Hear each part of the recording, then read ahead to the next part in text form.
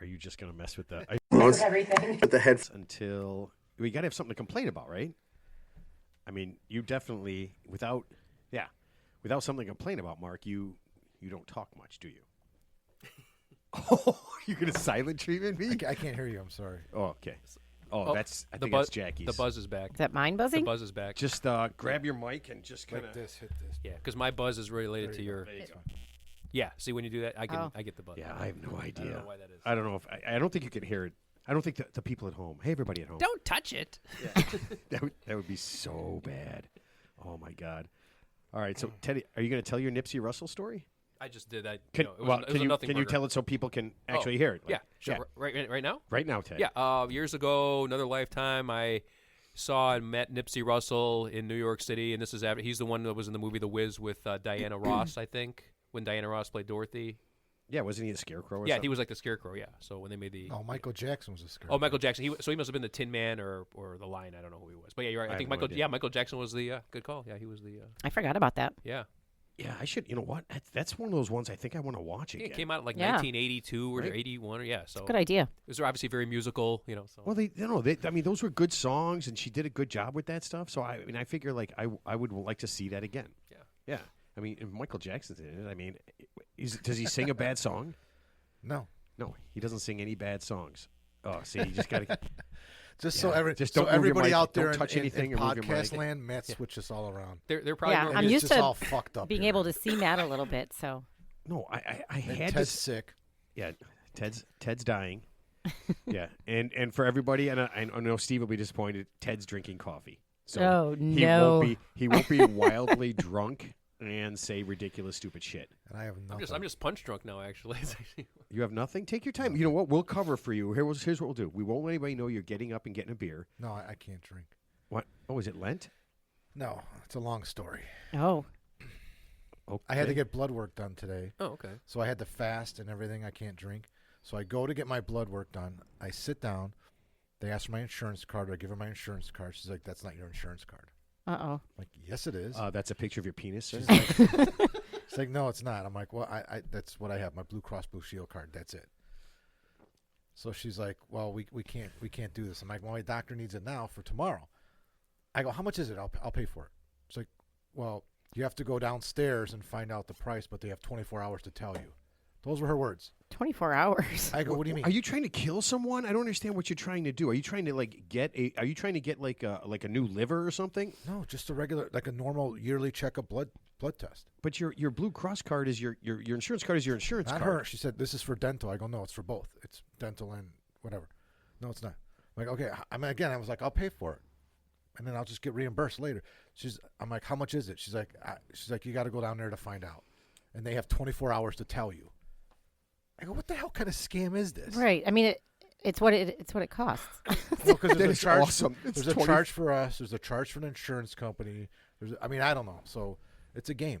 They have up to 24 hours to tell you how much. I go, "Well, how am I supposed to pay for it if I don't know how much?" So now you're doing your blood work tomorrow? Yeah. Mm-hmm. Yeah. Sir, you don't have to give us an attitude. We're just trying to give you information. I didn't. I just said, "Okay." No, you know what would have been great? I If you just just walked said, down. if I'm you like, just "Okay." said, how do you do that? She goes, "I could tell you in 24 hours. I can't. Right. I have 24 hours to tell you. What I'm does not that going to tell mean, you right now." What does that mean? The medical industry's fucked in this country. Yeah. They have up to 24 hours to tell you. I mean, just look at the price sheet. Well, it's a different. I mean, do you have a job? Yeah. Oh, it's going to cost a lot more. Yeah, it's going to that's cost. it, yeah. Can you tell me what range you're in, your household Right. income? That's why they ask you when you go in at the ER or an urgent care center, did this happen at work? As soon as you say yes, they go up, workman's comp. Yeah, then they know they're going to get They paid. won't take your insurance or anything. Right. They used to go right to workman's comp, and then they call your employer. Oh, that sucks. I don't have a job. Could I just say that though? Well, Yep, happened at work. My son was Yeah, a lot of people work at Jewel. my son's a busboy, and he hit his head in the walk-in cooler, and he got like really fucking dizzy, and he think he got concussed. So after work, he came home and he's like, "Man, I still got a headache." He's like, "Can we go to the urgent care center?" I said, "Yeah, let's go." So my wife took him there, and I'm at work, and she says the nurse says, "Does this happen at?" She said, "What happened?" He goes, "Well, I hit my head on the walk-in cooler at work." And as soon as the work She goes, "Oh, you were comes at up, yeah. did. She's like, "Oh, you were at work? Okay, Well, come right And then- here, sir. Right, It's like- and it's she's like, like, "We come to can't the master suite." We can't take. Who do you work for? We can't take your insurance. We got to run this to workman's comp." And then 5 minutes later, calling Mike, the owner of the restaurant, And Mike's calling me. He's like, dude, what the hell's going on? I go, I have no idea, Mike. I have no idea. They asked one question. We said it happened at work. They're running it through your workman's comp. I'm like, don't worry. I'm going to have him leave. No, Like, yeah, don't worry. We got 24 hours. Everything. We'll go somewhere else. Yeah, if he's still alive after, sir, I know your arm fell off. We got 24 hours to put it back on. I mean, give or take. So funny story. The few times I've been to the ER, I've noticed that most of the people there don't look like they're in any distress they don't look like they're in any distress whatsoever. I mean, I can see people with like a physical injury. They're stronger than you, Ted. But most of them are just like, I mean, they look. Actually, I saw one lady. It was actually pretty funny. She was wearing Right, her. Jackie, they're tougher than She was Ted. wearing her They mail. might be. She was wearing her mailman uniform. And She was wearing her mailman uniform. mail carriers. carrier uniform. okay. And I thought, and she had a very content look on her face. I said, "Oh yeah, she's gonna get a big time work comp right there, aren't you?" I see her filling out the paper. Well, you don't make that is- money off of work comp. Well, yeah, you can actually. How? I guess if you're out of work. Because you can still sue a third party, like if they were negligent. So you still get the work comp Is she gonna benefits. sue the sidewalk? You can sue the person who's maintaining the sidewalk. Yeah, Sidewalk sure. makes a lot of money. Mister, is that Mister or Mrs. Sidewalk? Yeah. Well, the main purpose is just for them to get their medical expenses back. Right? Yeah, I Paid believe for. so. Yeah, and plus And like then- maybe back wages. I have But no but they idea. can cash you out. Like you can actually like settle your work comp claim for something above that in exchange for, like a settlement release. Because technically, you can. Some states you can actually stay on work comp like forever. Like you can go off it, you can go on it. You could just it's indefinite. Yeah, Depends on the state, yeah, I so. know a couple people at my old gig at the old school, man. About every 4 months. Yeah, I honestly every 4 months he'd come to work for about a month. He hurt himself. Wait, were you a fireman or a teacher? A teacher. Oh. Yeah, this guy was Mr. Slip and Fall. Yeah. The Oh, big man. thing with firemen is a rotator cuff surgery. What? Yeah, you're out for you get 8 months off. all that- Rotator cuff surgery. All So that I know guys underhand- have had both of them done. Yeah, all that underhand slow pitch softball. That's what gets you. It's crazy. Do firemen do a lot of underhand things? No, but I mean they need to use their arms. So if they're in pain or have a tear, Oh, okay. No, I don't know. I mean, I don't. The axe. Everything seems overhand. I don't know. I don't. Listen, I don't Are they only axing? Yeah. you've never torn your rotator cuff because you wouldn't be able to lift your arm above your couldn't even lift your arm if you tore. Yeah, I it. think I that's tore mine. to I put couldn't your arm lift my behind your arm. back, and if you can't do this, if you can't do that, then yeah, it's torn. So. There's a lot of things I can't do. I mean, I can't run fast. I'm Torn not- I'm rotator not- cuff right there. You just need to outrun the person next to you. By the way, you don't need to run fast. If this show is sounding weird, it's because we're in different spots. Yeah, I'll it's just so type, if strange. Something's off. What? To our It listeners. doesn't If sound it's not a weird. good show, not sound. If it's I'm not just a good, saying. it's not a good show because you're sitting in different seats. Ted I needed to get Ted to not get away from his microphone all the time and look at the screen where nobody's at.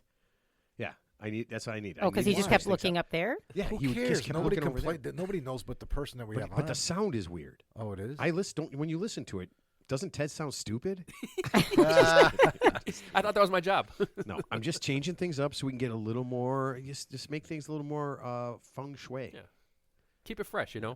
Plus, Keep you on your toes. Plus, Mark, to be Ted, honest, you're always on. no. man. As soon as I did this, I knew you'd complain. Like I should have written it down and shown everybody. Mark is complaining about. he does moving this seats. just to get me to complain. Yeah. No. Like, oh, we got You to start. complain about everything. We got to start. Just don't take the bait. Yeah. Don't take the bait. I'm just not as complacent as you. That's what it is. What do you mean? I love change. I'm a big change guy. Yep. I don't like dollar bills. All change. No, I'm sorry, not complacent. Compliant as you. Compliant. You consider him compliant? Well, I'm the least compliant person. To himself. I bitch about to everything. himself, he's compliant to his rules and his. Oh, sure, yeah. Oh, you mean If like it's what he wants to do, Yeah. yeah. yeah? for You sure. mean like do it my way or no way? Right. Oh, absolutely. We're gonna Yeah, do yeah. double show on this day, this day, and this day. It's like a dictatorship, not a 4:30. democracy. We're gonna start at 4:30. Yeah. Like, all right. Hey, it's my basement. Okay. I know it is. You're not paying Ted as much as me. So You're getting money? I mean, I'm getting paid Oh, less than Mark, Ted. Mark. What? We're not supposed to talk about money. All right, some quick updates. Let's see. Terry from Michigan was one of the many people who wanted us to know that the Pilgrims came to America December 22nd, 1620. We said 1690, right? I think we said 1492. 1492. I think we said about Yeah. 7 different numbers. Well, All that- of them were wrong. None of them were. I think you yeah. guys realized it was Columbus when you said the 1492. Yeah, Yeah. we We realized conflated something. it. Because you did the little, lyric that goes but with then, it. But then Mark did like do the whole thing and just say, "We are fucking stupid." I'm pretty sure he said those words. Was that Jamestown? Was that Jamestown 1620? Is that Something where they like came? that. Yeah. Let's see. Oh, great. We're fact checking. I Could do you remember. imagine? I do remember the details of like the of some of the pilgrims. Right? They were what were the religious backgrounds? I think it was Calvinists. Yeah. No, was it? Psychos. I remember their names. Was it Sleepy, Dopey, Happy? Yeah. Bashful. Let's see. Amelia from Sydney, Australia. Good eye. Mentioned the same thing Mark mentioned, that I am not 100 years old, and I did not listen to my 45s on a phonograph. I listened to them on a record player. The best part was not correcting you and just smirking and smiling, letting you roll with it. Yeah. I couldn't believe that I wasn't here for that song. Oh, yeah. That Matt and I must have listened to that song on his record player And what's that song again that you were? thousands of Jeremiah times. was a bullfrog. Thousands Such of a- times. Well, you're in luck, Jackie, because I'm doing it again today. Oh. Oh, that's nice. Let's see. Eric from 32nd Street Pizza in New York said, "It's a bad idea to eat anything 5 people deliver." Remember your story about Yeah. Michael Oh, yeah, Jordan? yeah. It's a Said- true story. But he said it's a terrible idea Yeah. to eat anything 5 people deliver because no one needs that for one pizza. And he said he's pretty sure that if Michael Jordan ate a whole pizza, that's probably why he felt like shit. Well, he was ill, but I've eaten a whole pizza before. Felt pretty good. And you played basketball the next day. Professionally. No. Yeah, yeah. I think you probably spent about 4 hours pooping, and then you did something. And then finally, Benjamin from Cardiff, UK, says roosters are male, hens are female, and this is why we don't eat roosters. The meat is better on hens, and roosters are super aggressive and a total pain in the ass. Yeah, but you know what? How you can calm them. I saw a video. Actually, my aunt showed it to me. She doesn't have any roosters anymore, but when she did, if they're being overly aggressive, they get fucked up in the head somehow, and they become aggressive. And you just have to. And if there's only one rooster around, Rooster cocaine? another rooster will put that rooster in place, and they'll everything. So you grab it, like kneel on it, and you take the back of the head and you peck them on the ground like that.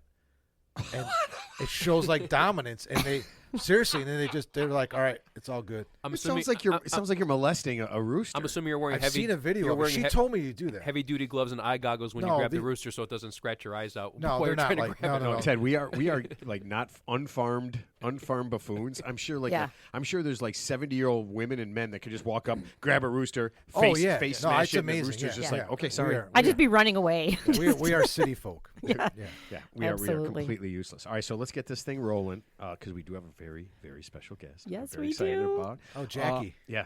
Hey, everybody. My name is Matt. Happy National French Toast Day. Wow. Everybody it likes was French Giving toast more than Tuesday. pancakes, Cheers. right? We all love French toast. Yeah. Wait, Giving Tuesday. It Today's is Giving Giving Tuesday. Tuesday. Yeah. No, I did not know that. And welcome to the Real Three Idiots podcast. With me, as always, is the king of Crown. Get it? Teddy. King of Crown. Howdy, team. It's good to be back after this long holiday weekend. Teddy, you're a little under the weather. I'm a little under the weather, so you might hear a little bit of sniffling or some major coughing and phlegm release at some No. point. Yeah. Phlegm Some, release. some vomiting, Don't- and you might hear some diarrhea. Do I'm not, sure do what not, that do not, sounds do not like. be alarmed. Yeah. And Mr. High School Basketball, Mark. I am right now. You are right now. You're Did Mr. High School Basketball. 6 games last week. Really? Yeah. Ah, that is. I got to Yeah, go see 6. some games. I got to go see your son play. Well, he had 4, and then I went to 2 other ones. Nice. That sound, I used to do that all the time, though. I used to go. My buddy was a football coach here, and Oh, I used yeah. to go to tons of football games and tons of basketball games and state championships and all that kind of stuff. I enjoyed the heck out of it. I got to get back to We it. saw some volleyball too. Oh yeah. My one of our Bill? good friends was the boys volleyball coach, boys and girls volleyball coach at one school, and they always pretty much made it to the championship. Yeah. Boy, I'll tell He's you like what. the winningest coach in the history of like Illinois volleyball. Yeah.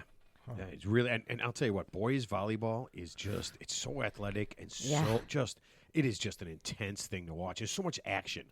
Everything is happening. It's a really cool thing. It happens. It's fast. Now that they have rally scoring, Yep. it doesn't go on forever. It's a fun sport. And you probably heard that other voice. Yes, my sister Jackie is into hizzo. Into his-o right here. Yeah. Sister So, Jackie. yeah. Sister Jackie. When I told her who our guest was, she was very excited. And very interested in coming. I was on, like, so- I'm going to be out of town next week, but I'm there any other time. Yeah, so lucky. I know, Mark. I know you're trying to figure out why we're so excited, but you will. I think I know. No, I mean, I'm in the know, right? Well, Or I mean, you something- know who the guest is. Yeah. I know you're just not as excited as we are. Yeah. I wouldn't say that. The Is there excitement in something your voice Is there is- something I don't see? All right. It's been a rough day. It's been a rough day. Well, yeah. I mean, you were denied the ability to pay for Well, I something didn't you eat- wanted to do. And now So you have to here's- fast again. So I didn't eat all day. I haven't eaten since like 7 o'clock yesterday, and I went there right before the show. So I'm like, all right, I'm gonna fucking go in here. I'm gonna do this. I'm gonna get something to eat, and I'll be okay. And that didn't happen. So you still haven't had any food? No. Oh, Oh, wow. so this has got to suck watching Jackie and I drink. Teddy's drinking coffee because he doesn't feel good. And feel like you need you a can't go out after the show either. sandwich. Right. That's I sent you that text earlier. We can go out at like 6:30. Yeah. That's me The Bulls assuming I and was the getting, Hawks are I playing. know. I'll figure something out. Oh, okay. You can just start fasting tomorrow morning. I might just not get my blood work done until after Yeah, there you my go. Just appointment. skip the blood At this work. point, they won't have the results. I know. by the That's time why, of your that's what I'm appointment anyways. thinking. But All right, so I Teddy, didn't want to say that because my doctor's a listener, so I didn't Oh. want to. Yeah. Well, you look fine to me. It looks like your triglycerides are down. So I Dr. think you're Vinny good. Boom Bots. hey, over by hey, go sit over by there. We got you. All right, Teddy, are you ready for your tip? Yes, This is near and dear to your heart. I've been on at least one side of this. He seems emphatically tip. ready. Oh, Like, okay. All right, cool. So let's get to our sponsor, and we'll get going. Are you sick of watching football, baseball, and women's competitive squirrel tossing?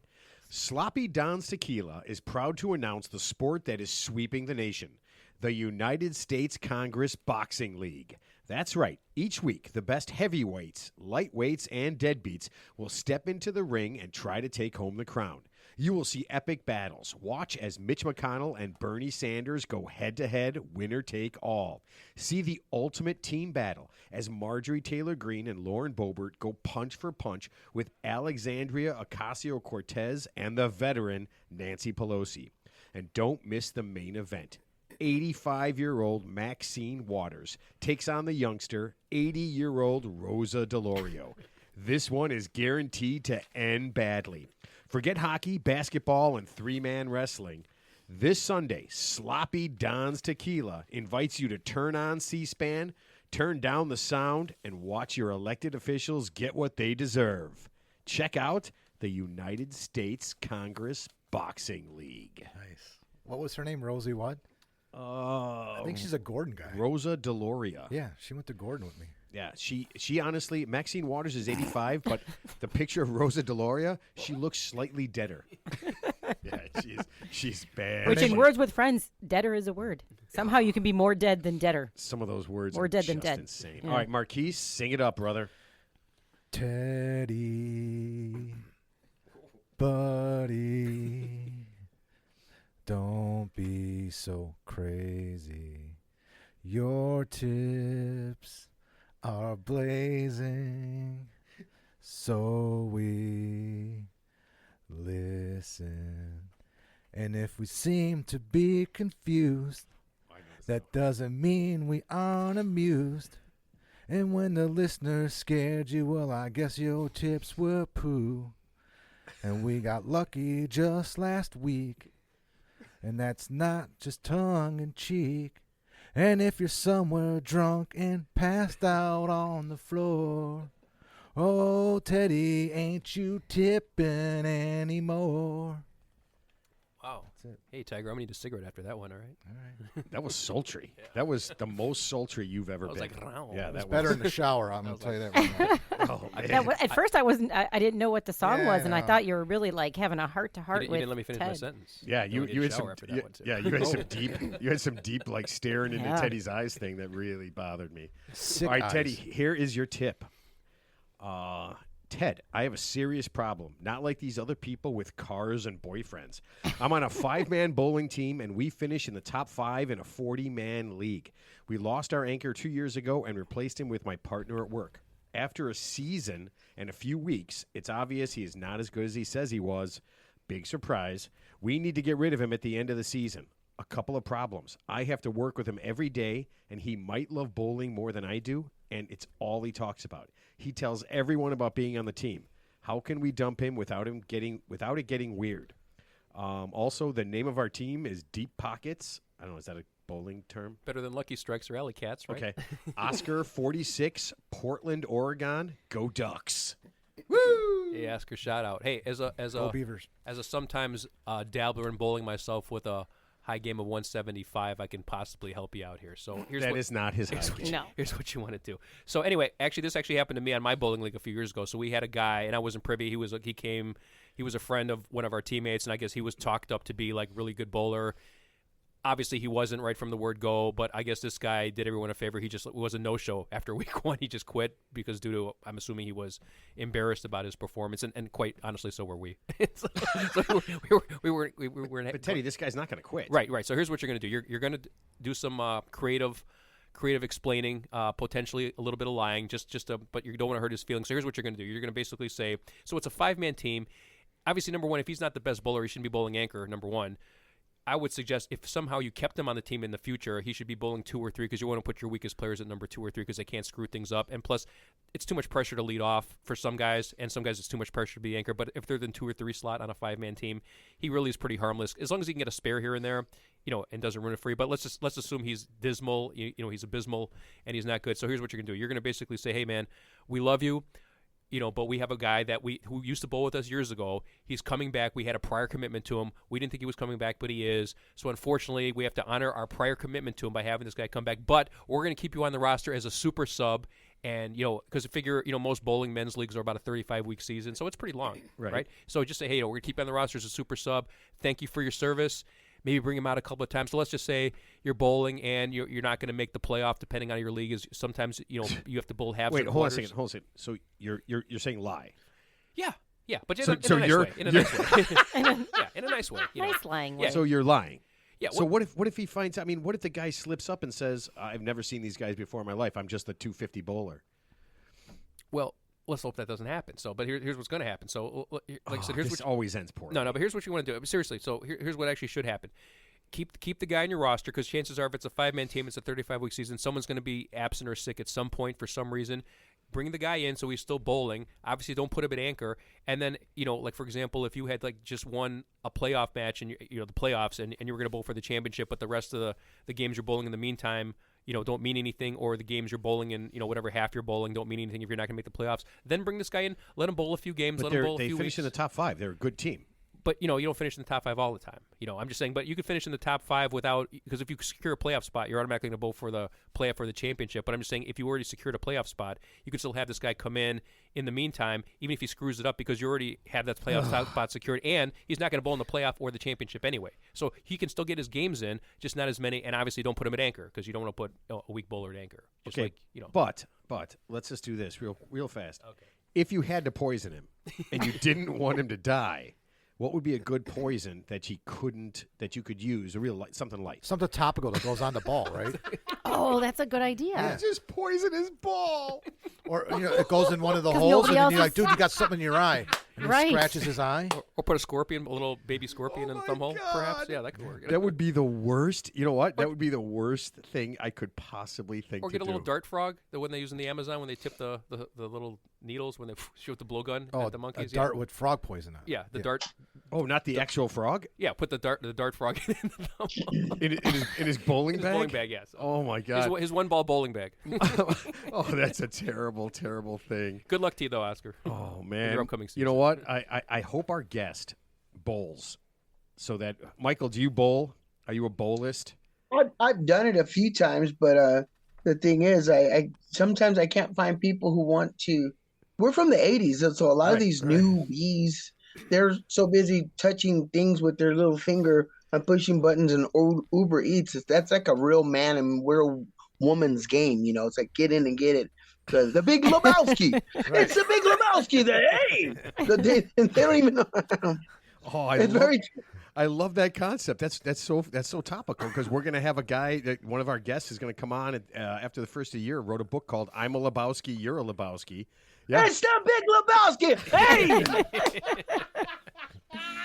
I love it. All right, so our guest today is, and you tell me if I get this wrong, a dancer, a singer, an actor. He's been a robot. Hopefully a producer at some point. And now this one I'm not sure of. You actually helped Lionel Richie write one of his most popular songs of all time, All Night Long. Is it? yes, sir. No, not all night long. Dancing with the Ceiling. Dancing on the Ceiling. That's it. Oh, damn it! I knew Great that. song. You probably know him. Oh, I love that he's holding it up right now.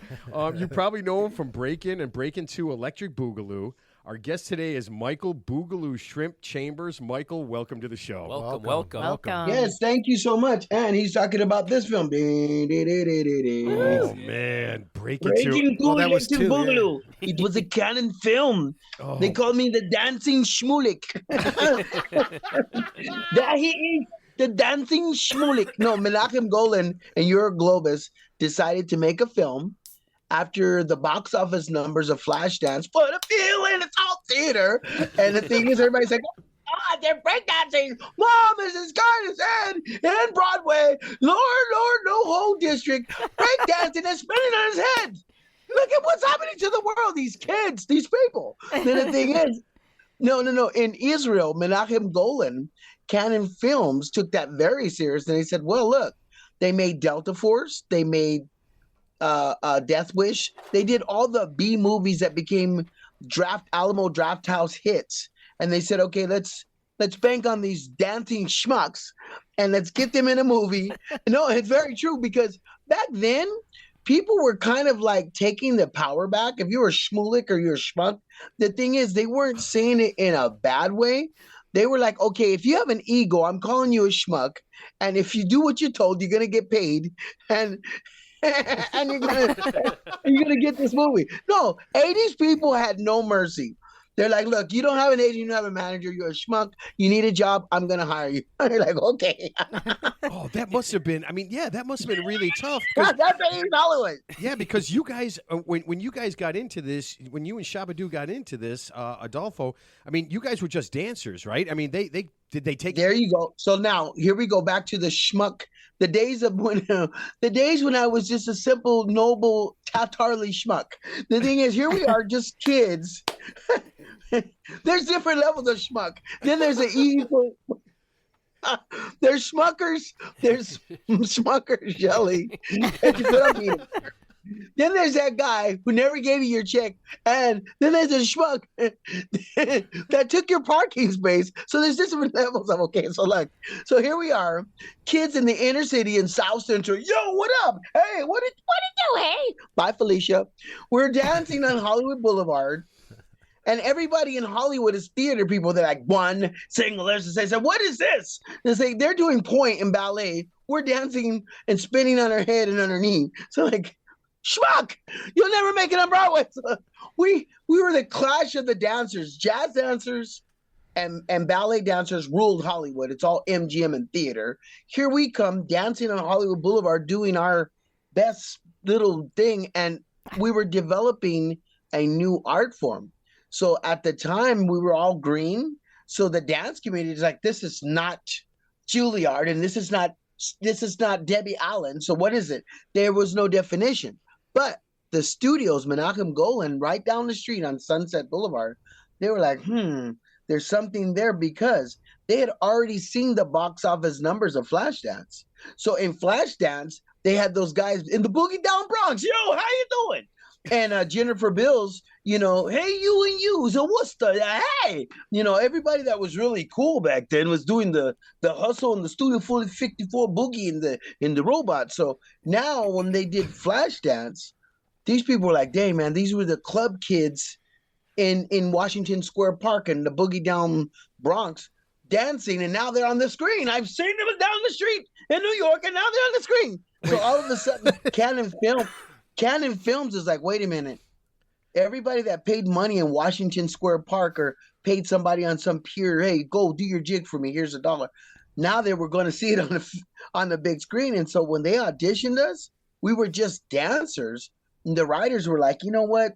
This is a movie. How are we going to bank on some street kids? But the best thing about us, we had good diction. We knew how to pronounce certain words, not ebonics. So they decided, okay, look, these guys are not actors. Let's put them in a situation. So just like Carol Burnett, when they put us in a situation, they said, okay, this is a setup.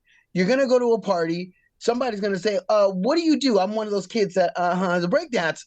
They said, just improvise, and that's breaking. That was breaking. Okay, Everything was pretty much off page and improvised. Oh, I had no idea. Wow. Okay, so let's go to that. So you're in middle school. You're dancing on Pier 8, right? You're dancing at people's houses for money, okay? And then a few years later, what? You're like 14 years old. You're on the road. You're on a worldwide tour with Lionel Richie, right? Now that happened. That happened because I love your history.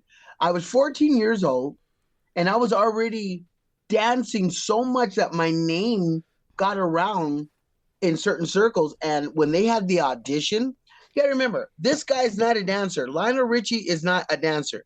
He's a sensational songwriter. So when his manager, Ken Cragen, who used to manage Kenny Rogers, when they decided to do Lionel's solo album, remember he was with the Commodores. He was with the Commodores. We love the Commodores. Motown. Now, baby, you know what? So Ken Cragen decided, Lionel, you need to jump on the bandwagon with this thing, MTV. Music television, the movement, MTV. I want my MTV. Yeah. So MTV launched their music channel to debut artists. This guy had the right manager, and Ken Cragen said, look, Lionel, this is what's happening, breakdancing, da-da-da-da. You got to have these guys in your video. So if you look at All Night Long, Lionel's just walking, well, my friends, the time has come. And the thing is, he's going down the book. Have some fun. Oh, I love Lionel Richie. God. So when he's walking down the boulevard, it's like a makeshift street that they can control where he sees street kids and blah, blah, blah, blah. That video won him American Music Award, a Grammy, that Ken Cragen, his manager, decided for him to bring the street dance kids. So when he offered us a job after the music video, we went around the world on a 9-month world tour. Here's a picture of the tour book from there. If you look at it, Lionel Richie got into dancing. We were running with the night. He wrote the song for the movie White Knight. Say you, say me, say it all, with Mikhail Baryshnikov and Gregory Hines. Oh, love that movie. He got into dance like 0 to 60, starting with us, and explored that whole world, even made Dancing on the Ceiling. So once we were doing that tour, the press and the attention got to be so big that when him and Michael Jackson decided to write We Are the World, when they wrote We Are the World, he told Michael, I got these guys who are still green on tour. You got to see them. So there's a very classic picture of Michael Jackson in disguise. Literally, if anybody's seen the Motown flop, The Wiz, he had the scarecrow wig. Well, it was a flop. We were just talking about it. Yeah. Because I met Nipsey Russell. Michael Jackson, hold on a second. Michael Jackson, after that movie flopped, decided, if I go out in public, I got to be incognito, so let me borrow a costume. Most artists can get their costumes from the production. So if you look at it, he has the wig from The Wiz, and he had a top hat, and he had like a Steve Urkel bow tie, and he looked like a funky golf player, from Albania or Soul Train. Okay, so but I let's mean, his wardrobe looked like he was lost in translation. Most tourists, they don't look like they're from wherever they're visiting because they're from another country. So he deliberately wanted to look like somebody from another country. And so when he came to Lionel Richie's concert and he seen myself, Shabadoo, and Papi Taco, the rest was history because each of us had different styles and we were able to work with him individually. The best thing that ever happened was this picture. If you look at my wardrobe, this picture was from 1985 Breaking 2. I'm wearing a band jacket. Yeah. I'm wearing a blinged out belt. Pretty much he had more money to upgrade the wardrobe, but you see where I'm going with this. So much went on other than dance that I thank God Almighty that we were ground zero. I felt like a black Forrest Gump in the right place at the right time. So, Mama said talent's like a box of chocolate. You never know what you're gonna get. All right, but let's do this real fast. You're 14. Go for it. You're 14 years old, okay, and you're going around the world on this tour. I mean, what is that like?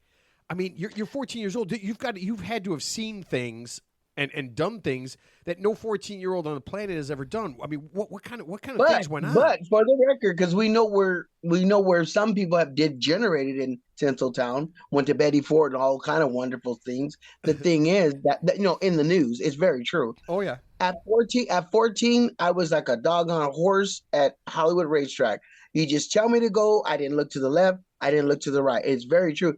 Even a background check will show I didn't do anything that could have been on the record that would have got me in trouble or my employer. So I literally really cared about my job. I knew I had a responsibility because, I mean, come on, just because I was from the city and not a gated community, that didn't mean that I wasn't smart enough from my mother and father raising me to do the right thing, to respect my employer. This guy was at the top of his game and also a former Motown employee. So of course that raised the bar. I'm like, okay, this guy is somebody special. I'm going to do my job thoroughly. And sure enough, my work ethic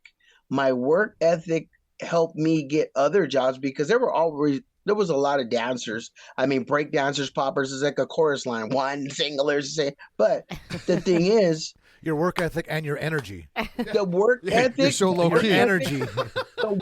The work ethic. They were like, "Oh my God, this little guy at 14 shows up on time.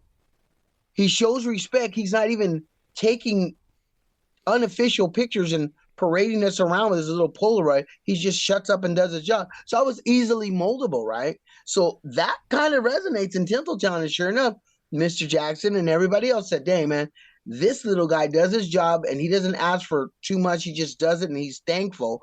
So I was able to go 0 to 60. And I tell you, from 14, when Lionel's manager, not Lionel, remember, he's an artist. The manager's everybody's daddy. Ken Cragen said, "Look, get your mom and your dad to consent to a waiver to see if you can go on a world tour." I said, "Sure." I said, "Mom, there's this wonderful man that's works with Lionel Richie and tells Lionel what to do," because the manager does tell you what to do. Manager's everybody's daddy. So I told my mom, "This guy wants me to go around the world." And she's like, "What?" I go, "Here's this paper." Well, look, that's what a 14-year-old kid would say, right? So I give her this paper and her eyes got real like big. It's like, wow. She's like, "Wait a minute." When she read the contract, I go, "What happened?" I thought I was in trouble. She goes, "You're going to be gone for 9 months." I go, "Are you serious? I could have another brother?" She goes, "No, not a pregnancy." I'm like, 3 minutes, baby, her mom. Now is this true? Because I saw an interview where Adolfo Shabadoo said that one of the ways you got to go on this was that both your moms kind of knew each other, and that he said he would, because he was about 10, 12 years older than you, that he would kind of watch over you. Is that inaccurate? Well, no. If that's close to the truth, I'm gonna do my best jacking him. "You can't handle the truth. A few good men." That's pretty close, but it's not the truth, the whole truth. So help me God. So look. So here's what happened. Shabadoo's mother was a Jehovah's Witness, and she was studying at one of the conventions, and somehow or another, they found out my mother was going to a Jehovah's Witness convention. So on the premise of religion and values, she felt, "Oh wow, well my mom and his mom have the same faith, so now there was a certain amount of trust there, And with that being said, she signed guardianship for me to him, trusting that he would do the morally right thing and take care of her son. So I was able to go on tour, because usually in the 80s, people were getting sued if you didn't do the right thing, and sure enough, all they needed was a legal guardianship for them to say, "Hey, this guy's, he's 14 years old." But believe it or not, here's the deal. Here's the juicy stuff. Lionel Richie. No. Oh, I've got to go extra crispy. Everybody's gonna sound for 1-1. I got to say something. This is really juicy. You ready? This is where the problem happened. Lionel Richie's wife, Brenda, his former wife. Once he brought me on tour, oh no, he's 14 years old. Okay.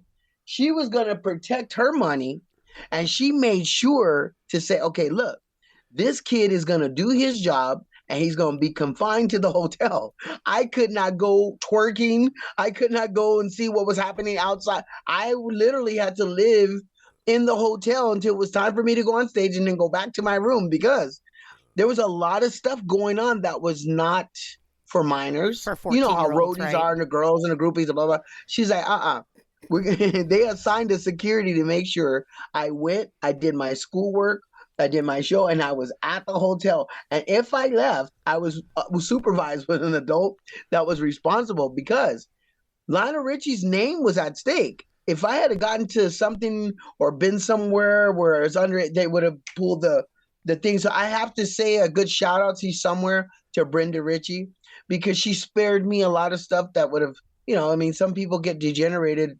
on world tours with pop stars, and I did my job, but I was confined to my room. No, so no, you know what? That actually makes a lot of sense when you think about all the child stars, right? Who did the actors, yeah, who did terrible things. And I can tell you right now, like I'll exclude my sister, right, because she's probably much better. She's sitting here with us. She's probably much better at this. But I would say that the actual Three Idiots here, if you gave me the leeway and the money and the fame and everything that you had at age 14, I would probably be dead for about 25 years already. So we would not be talking. I wouldn't have the ability to do it. It would be so bad.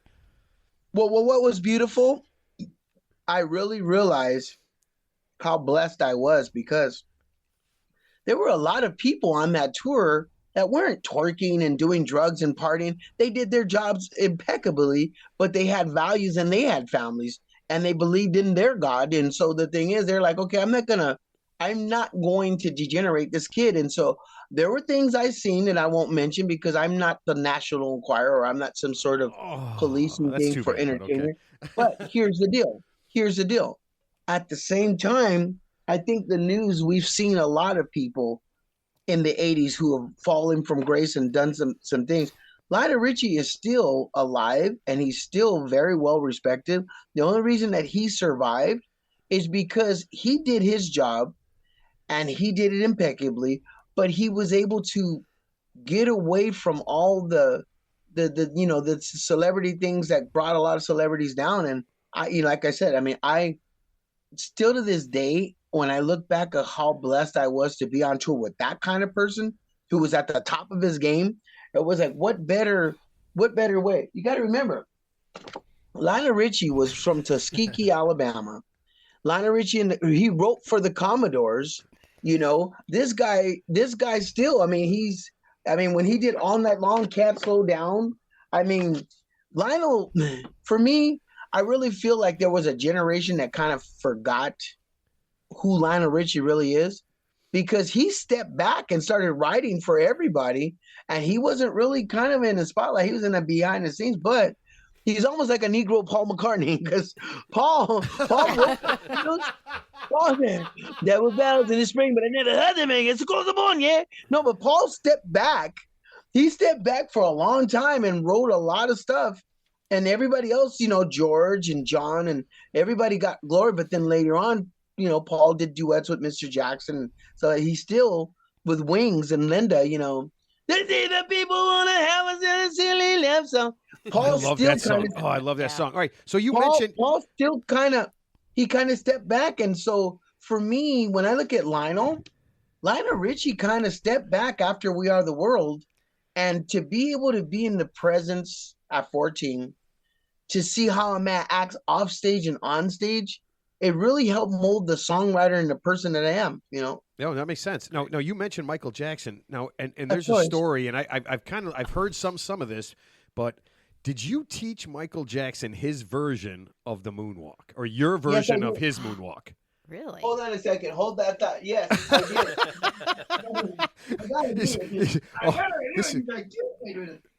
Oh, this is awesome. He's going to get I have no idea what Michael is going to get right now, but I am just to be able to excited see, about it. Yeah, this is kind of awesome. Okay, so anyhow, hold on just a second. You're gonna love it. If I find it, you're gonna love it. I really wish that everybody could see him. He's so fun. Ready? Okay, ladies and gentlemen. You can't say his name without him. Hey! Hi. You He's have got a a Michael Michael Jackson Jackson doll. Oh, Why do well, you of have a course I Michael do. Jackson figurine doll? Look at he's like, Is he from? I Is see that from like you. Beat It? He's a Why? So do you, look, why do you have I that? had that. You remember, I was a 14-year-old kid with Lionel, and then around that time I worked with Michael.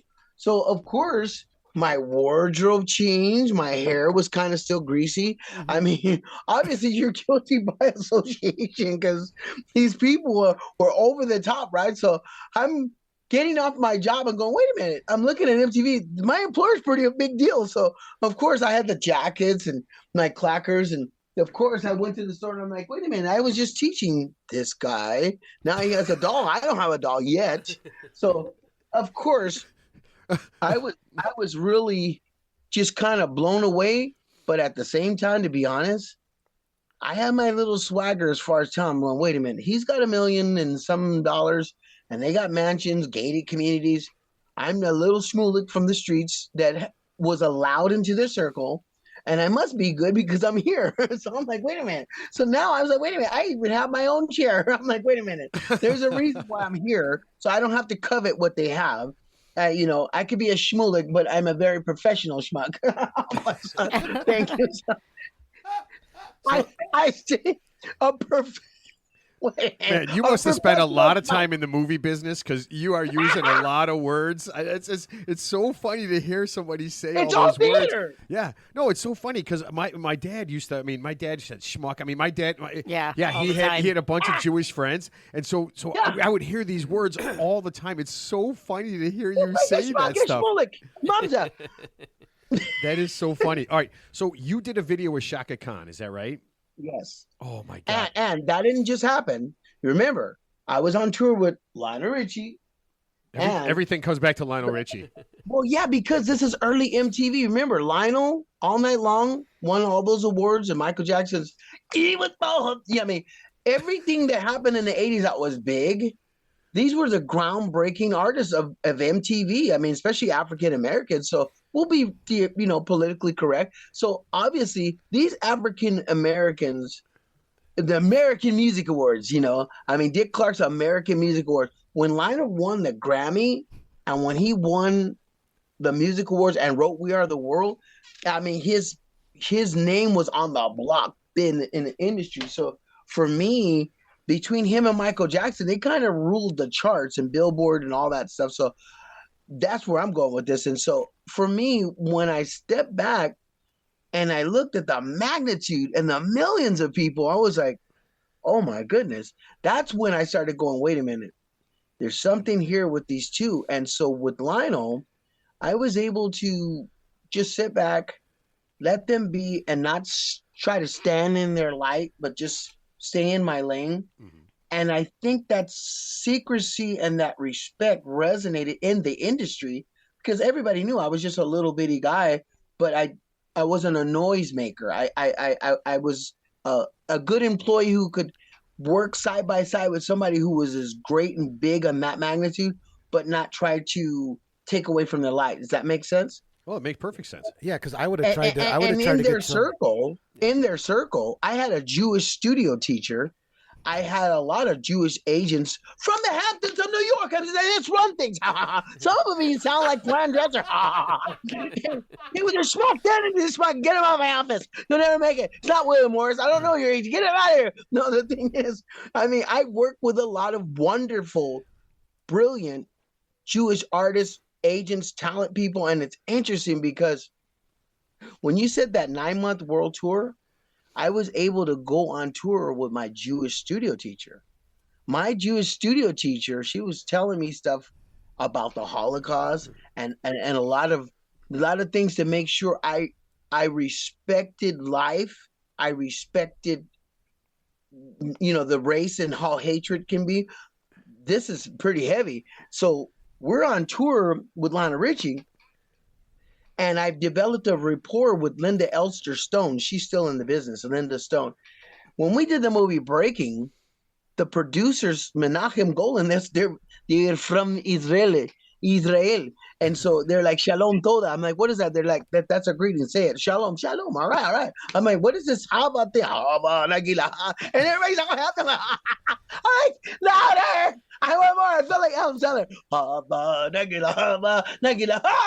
That was, I mean, they got real loud. No, they're from Israel. So, of course, I grew up in that community of artists that were fun, loving, but still professional. So of course, I have that lingo, I mean, I'm very proud of it because you know what? Like I said, my studio teacher, when I started getting really famous with the movie Breaking or whatever, she sat back and she goes, you know what? I'm going to teach you something that's going to resonate for the rest of your life. I go, oh no. She goes, you're coming with me. I go, okay. You know where she took me?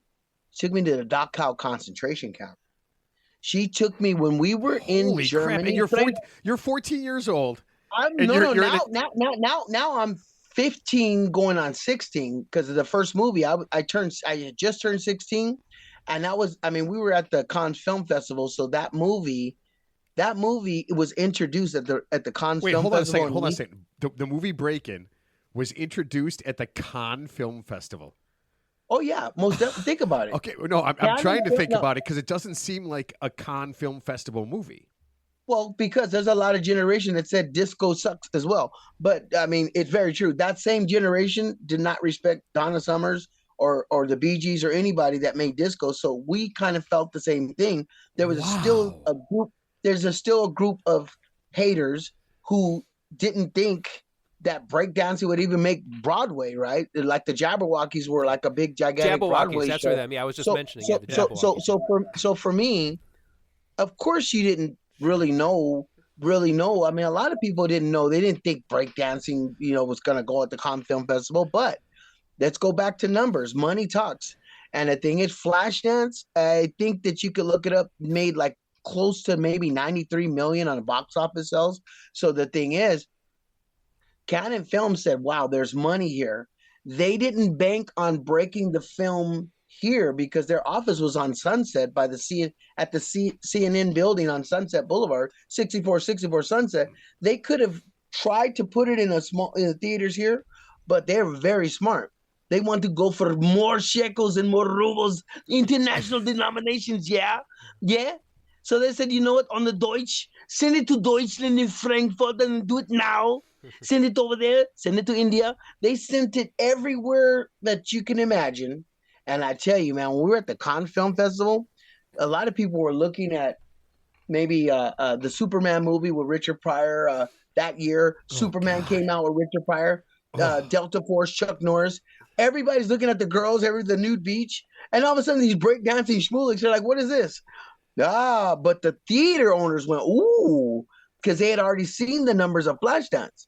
So I think it's NATO, National Association of Theater Owners. A lot of those people were coming to Canon buying shares of it. We will distribute it. And I tell you what, that was golden because right after the Cannes Film Festival, I thought I would be coming home. They're like, nope. I'm like, I was missing my mom. They're like, no, we're going on a European tour now. They had to call my mom. The first contract was signed that we were going to do a couple of openings and premiere. We did New York, we did Chicago, but once they did the Cannes Film Festival and they got the information, they went, we got to do a European tour. And so I remember my mom and my dad were like, well, he's out there, let him just fly his wings. And sure enough, I don't know how they did it. I'm not asking, but I remember I was so tired of being in airports and planes. We went to Amsterdam. I saw the Anne Frank house. We went to Munich, Frankfurt. I went to the Dachau concentration camp as a tourist. I visited the wall of Jerusalem, and I was eating the matzah. I went to Jerusalem and bought some little things in my little beads or whatever they were selling. I mean, I rode a camel. We were just wait. Hold on a second. You rode a camel. Well, she made sure I did. She said, you know what? Look, my Jewish studio teacher, this is how it happened. We get there to promote the film. After the film, you usually have a rest of an itinerary and you have free time. So the lady goes, you want to see something that goes back to the Bible? I go, sure. So she goes, "Do you ever hear something called the Dead Sea Scrolls?" I go, "No." She goes, "Let me show you something. See that wall? See those people with the big hats? See what they're doing? They're praying to the wall because Jesus walked here." I said, "What?" She goes, "The story of Jesus and his apostles, when they were writing the Bible, they were walking and preaching in this area." So she said, "Those rabbis and those people over there, they come from around the world to do prayers and to actually reignite their faith." And she goes, "You see those little guys with the hat?" She goes, "That's a yarmulke." She goes, "They're studying to be rabbis." And the list goes on. And she goes, "You see what this is? Say it. Manure. It's a manure." She goes, "Say it again." Manure. Say it. So She was this, teaching me- all of this had she was to, all of teaching this me had to these blow things. your mind. I mean, as a kid, but I was like SpongeBob. I was Patrick. I was like, wow. that is awesome. All right, so one of the things we want to talk about, God, it's so awesome. But one of the things we want to It's talk to you very about true. is, and this is worldwide, is that breakdancing is going to be in the Olympics next year. Yes, and ready? Da, da, da, da. I just got an award from Georgia. See what it says? It says, A Day of Respect 2023 Hip Hop Pioneer. That is Oh, awesome. cool. okay, so now I've got an actual hard copy legislative day. I mean, from the Fulton County Commissioner, I have something that's actually going to be in legislation as my own day because they honor pioneers of the arts. So I'm like this, like a Bill Robinson, kind of like a Mr. Bojangles Boogie, still dancing schmuck, but now I'm on the books. So But wait, hold on. In Georgia, there is going to be a Michael Chambers Day. Is that right? I believe so. I'll get it. Let me show Oh you. man. You know what? That's got to be what ready? every person in the world goes for, right? To have their own Arms day. reach out to me. Well, like what you said, I Other mean- eyes smile tenderly. Oh, See there it it? is. Proclamation. Oh my God. Well, that's what it is. He's a pioneer. Usually when you get that, you're like some kind of, well, now I'm a known schmuck. All right, so with the breakdancing in the I just Olympics. got that from Georgia, All right, and so they did that because the Olympics. wait, You, they're- you remember but, you said the Olympics? Yeah, but they're They not in recognize Georgia. it because Aren't they they in do it. France? I pretty, Well, no. They gave me a proclamation, so when they do come to the United States, they'll look at somebody like myself, consider me as like an ESPN correspondent or something. see now They that's Yeah. recognize this kind of stuff. okay. So that's what I was thinking. So you are a world famous breakdancer. I mean, you've No. inspired people. I mean, you've been in these movies. You've been Pioneer. all this stuff. You're Pioneer. a pioneer, right? They're going to have this in the Olympics. I mean, has anybody reached out to you and said we want you to do like Commentary. Yeah, because I think of this. I think of Tara Lipinski and Johnny Weir, ice skating. I hate ice skating. I have no interest in watching it. But the two of them, make it so exciting. Now you sound like you're from New York. I hate ice cream. No, but if you and Lucinda got on there, or you and Pop and Taco, or somebody from there, like an East Coast guy, West Coast guy, got on there to kind of commentate. I mean, that sounds like a match made That'd in be heaven. huge ratings. Has anybody? For the record, Pop and Taco passed away recently. Oh, did he? I'm and so did sorry to Shabadoo. hear that. Oh, I knew So, Shabadoo passed away. And Lucinda's not a breakdancer. She was hired just for the film. So the thing is, this kind of stuff is really hardcore because it validates our art. Remember how we said earlier, people forgot it like disco and they forgot breakdancing? The thing is, you don't just get stuff like this. The Fulton County people in Georgia and other people, I got probably 4 awards in 1 month because the Olympics is a big deal. And whether I'm in it or not, if you look at sports people like ESPN Sports, you got Charles Barkley, you have all these people who do commentaries on the game. I would be okay with that. I mean, whatever God blesses at this point, so be it. I mean, the thing is, I'm just very, very honored that finally at my age, whether it's literary or books or these awards, it's not so much about me. It's the other kids that are doing it now on TikTok, Instagram, YouTube, some of these new movies that kind of imitate the Soul Train people. That's like saying, oh, I can do a Martha Graham or a little Fred Astaire or whatever. No. We're kind of like the new pioneers of the dance. So with breakdancing being in the Olympics, it's not just breakdancing. There's popping, there's robot, there's like a whole Yeah, well, that's what world of dances. that's what You know, that Matt's- Britney Spears, BTS. A lot of the kids are using. So that Olympics is going to validate everything the club kids ever stood for. Well, that's what Matt's trying to say. Like when they introduced skateboarding in the Olympics or the X Games, and skateboarding is going to be in the Olympics, they have like Tony Hawk. They have guys that were in the industry doing the commentating. Who the hell are they going to put in there for breakdancing? Why wouldn't you be there? Why wouldn't you and some of your other peers? They're going to put somebody up there I'm glad nobody that you could. said that, because I respect my brothers in the arts from New York. You remember, let's go back. When the movie Breaking came out, the movie Beat Street, Harry Belafonte had Beat Street. Yeah. That was straight up New York, boogie down Bronx, Harlem.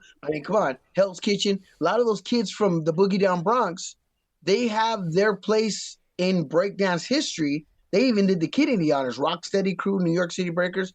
So this is how I see it. If it's ever going to happen, this is going to be the seed planet. I see myself being on a panel with other greats like Rocksteady or New York City Breakers as the guys in the suits doing a commentary and introducing people like ambassadors of the dance, so that other novices who don't know what an arm wave is or what a move is, that we can talk and share this kind of history, as well as just the movements, and kind of bring people up to speed of what's going down. Yeah, that's what Tara and Johnny Weir, that's what they do. I mean, that's what. Yeah, that's exactly what we need. And those two people, like Johnny Weir, Tony Hawk. I mean, I respect them because a lot of the skater kids, they were just doing skateboarding in a pool, hollowed out pool, and shredding at some point, but it became a sport. And so this is why all these awards. I mean, I'm not bragging, but I'm telling you, in the last month.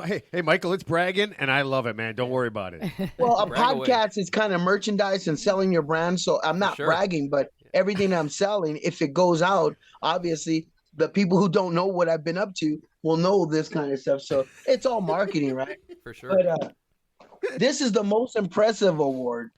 This bad boy, it is certified from the RIAA. And what is the RIAA, just out of curiosity? Well, you can look it up, but RIAA certified gold video award. 2 million sales of the movie. That was way before Instagram and before a lot of the social media. So they finally gave me that award as one of the artists in Breaking 2. The only reason that they gave that to me is, like the other award, is to hopefully get the sponsors and the other people who are going to be looking for pioneers or ambassadors to speak on behalf of the dance in the Olympics. They're going to be looking at that kind of stuff, like who's who. So all these different places, they were giving me awards. That's what I'm bringing you up to speed, to hopefully put me in line, as one of the commentators. You know what? They should be at the front of the line. Yeah, I was going to say absolutely in front of the line. I agree with Teddy, but one of the things you're going to have to do is you're going to have to bring some energy, man. I mean, you're so low key. Yeah. I think I fell asleep. Look at my nickname. Look at my nickname, Turbo. I don't know anything that was of quality that went slow named Turbo. It's very true. Oh, that's what I wanted to ask you. I in all the things I've seen and all the things I've listened to, okay, where does Boogaloo Shrimp come in? How do you get a nickname like that? Okay, here we go. You ready? Yeah. See this? That's the new book that got introduced at the Grove at Barnes & Nobles. I did a book signing recently at Barnes & Nobles at the Grove. And the reason that I did that is because while everybody during the COVID was doing whatever as an artist, I kind of looked at the broom dance, which people know me from, and said, how can I repackage myself instead of paying somebody 20% to redo me? I was like, wait a minute, I'm gonna revamp what I'm known for. And sure enough, I went back. Little Boogaloo Shrimp. And the clean Well, sweep. look, and I still have an afro. I had an afro then. I'm balding now. When people go, hey, I remember you from the 80s. Don't take this wrong. What happened to your hair? I'm like, I left my hair in San Francisco. I do my best Tony Bennett. I left it in San Francisco. I was dancing. But look, the thing is, I made a book to inspire the young dancer or the young choreographer. And there's a worksheet. In this, you could find certain terminology. I love that.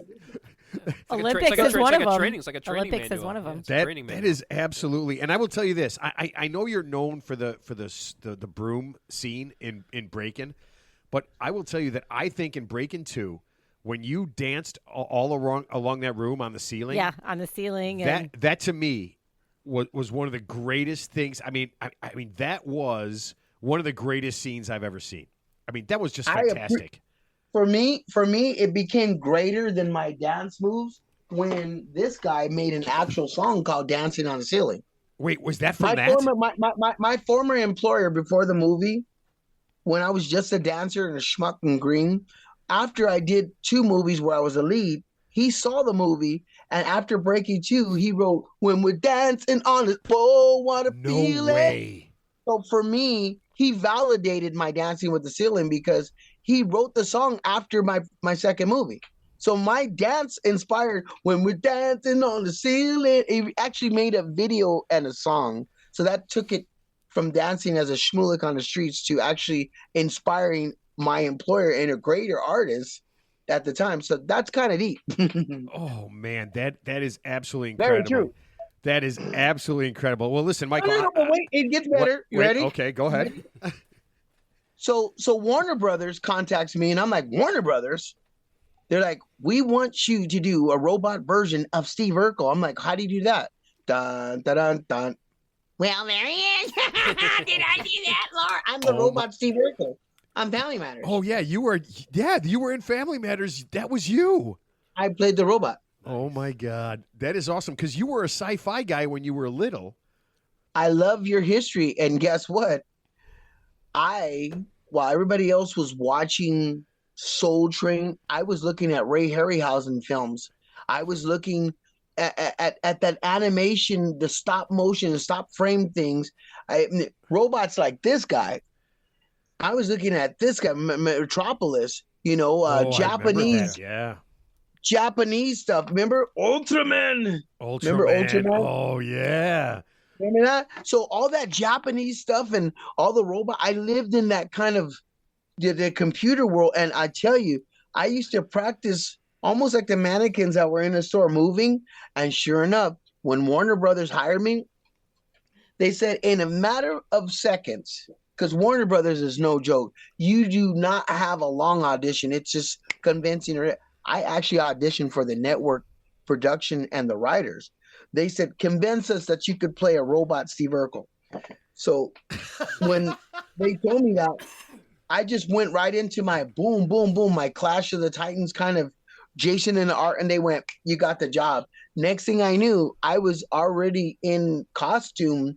I was hired, but I went right into costume. Once I got into costume, and they said that episode debuted, the Nielsen ratings went up the roof. The first debut of Steve Urkel, Jaleel White goes, "Allow me to present." "Oh, Lord, did I do that?" "Schmuck, smell it, oh Oh my God. of course. Laura, did I do that? Michael, I got to be honest with you. I am praying that everyone who's involved in the Olympics gets to hear this interview. Yes. Because I've heard the interviews you've done, and you've been so low key. I had no idea you had this kind of energy. Wait a minute, I found the picture. Ready? Oh my I God. found it. Ready? It's him. There he is. Me, Michael, and Shabadoo and Bruno. Look at that. Oh man, that is The picture. awesome. That is so See it? great. You see it? Yep. Yeah. Oh yeah. Oh, man. I always say that was Michael Incognito. He's like, Michael's like, they're like, "Mr. Jackson is used." "Oh, shh. I'm a lover, not a fighter." They're like, "What are you doing?" "I'm incognito. Don't tell Tito and Randy." Oh man, Michael, listen. They had to have Chuck Norris find him. He was incognito. They're like, Oh, "Chuck, my what? God. Where's Mr. Jackson? He's incognito." "Houston, we got a problem." Okay, wait, I have one serious question because this has been bugging me for a long time because I'm an '80s What kid is it? too. So, Breaking in 1984, this is true, outgrossed like films like 16 Candles, right? Made a lot of Yes. money in the box office here in America. You did a lot for The thing that pissed off Robert Redford, and I heard it, because this was Siskel and Ebert. Siskel and Ebert, they were like the big cheese movie right. film we're critics, Chicago right? guys. Yeah, they're here. And Siskel and Ebert said Breaking was a phenomenal rap, but they said Robert Redford got pissed off because his movie The Natural came out and we beat The Natural. Yeah. Robert Redford was like the man, right? He was pissed off because a breakdancing movie beat him. Good. And matter of fact, I mean, it was crazy, but no, he was seriously pissed off because, I mean, everything back then, if you really think about it, the top box office stars, they own media and they own advertising. And so everything that was in People magazine or in any kind of press had to be, I'm the top dog. So the people who were in charge of the publicity told us, you guys must be something because you pissed off Robert Redford. We're like, how? They go, because they posted in Variety magazine or one of those magazines that Breaking beat The Natural. And he was like, wait a minute, whoa. So, but I thought it was cool. Matter of fact, Canon Films, they made so much money. They went from a small office penthouse on Sunset to a whole block on San Vicente and Wilshire. I mean, they literally had the whole block after the film. So everybody was like, wait a minute, that Breaking movie probably made more than what they put on record, because a lot of people were reporting what they wanted to back then. So, you know what? For me, when I look back at that, I thank God that we have the Olympics and good people, because obviously we have people who believe in different gods, and the Bible's talked about that, but there's also a group of people who believe in the true God and his people. And so the thing is, these days, people need jobs. People need to know, why do I buy into this? Why do I help this person? It's skin color is not, it doesn't matter. God created us all. And so in this day and age, like I said, I'm not bragging, but I understand all media is to advertise and to help your business. I always tell people, you know what? This is not an infomercial, but if you want to help a small black business, I'm only 5'6". Where's your? It's only 5'6". Get it, Kickstarter. Where's your Kickstarter? He's only 5'6".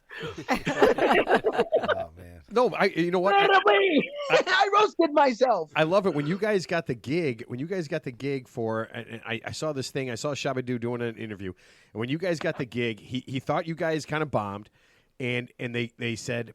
They called him back as he's driving away, and he said he had a cell phone. He said one of his giant old cell phones, and he said, "We want you and your little buddy." and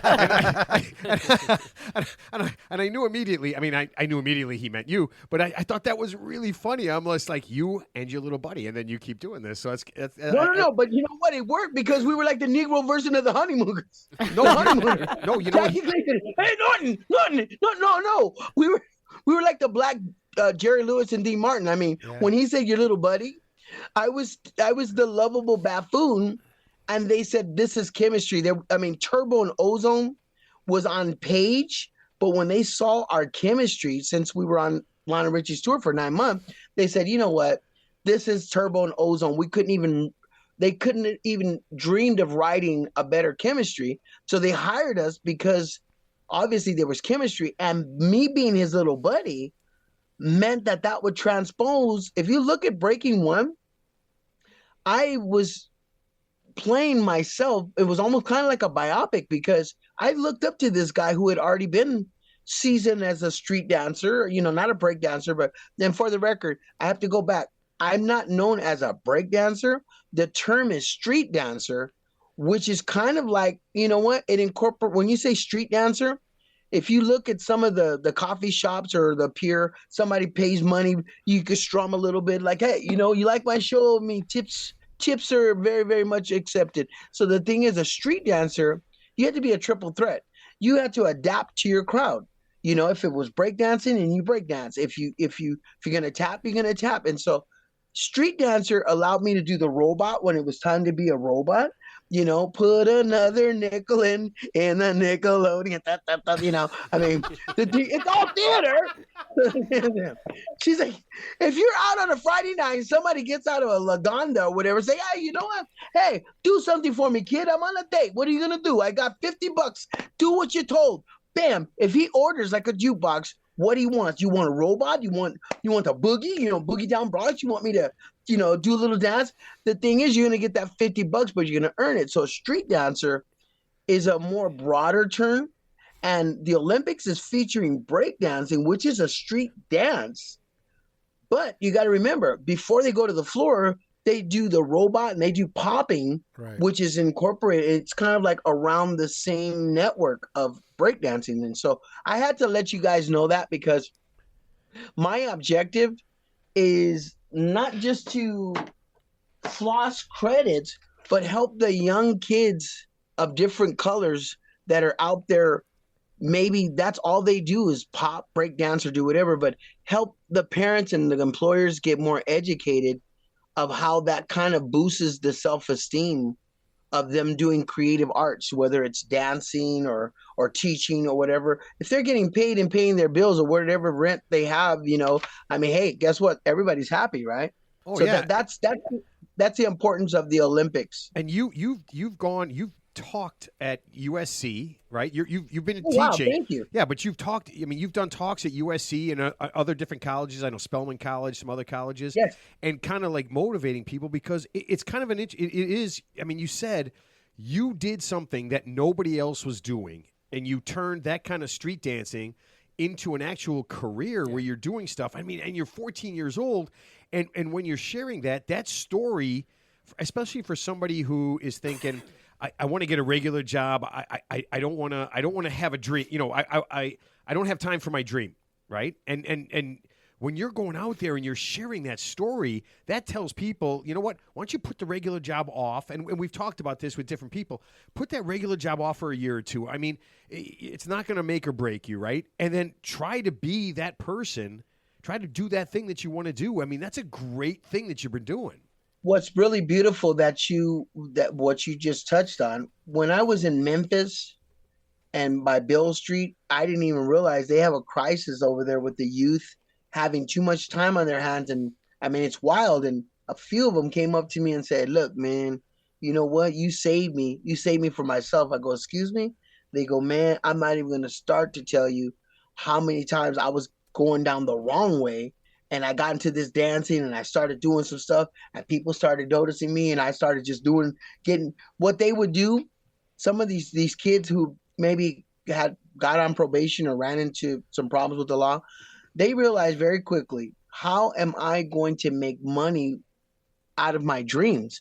And the thing is, what I would bring out is, you know what, until you actually master your craft, you have to get a day job and you have to flip burgers and do like everybody else to pay your bills, so you're not homeless or feeding off somebody else, and you have self-esteem. And then on your free time, when you're developing your talent, when you become a master of your talent, you pretty much will graduate by getting that first paycheck, whether it's joining the Screen Actors Guild or Actors Federation for Television, Radio Artists, or Equity.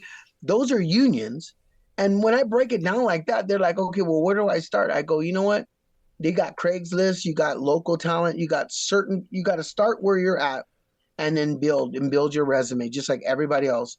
And it's interesting because that inspiration, when you say that number 14, when I talk to some people who are young in my family and say, I started my career, my Screen Actors Guild card, which is not updated yet, but my Screen Actors Guild card says I've been a member since 1983.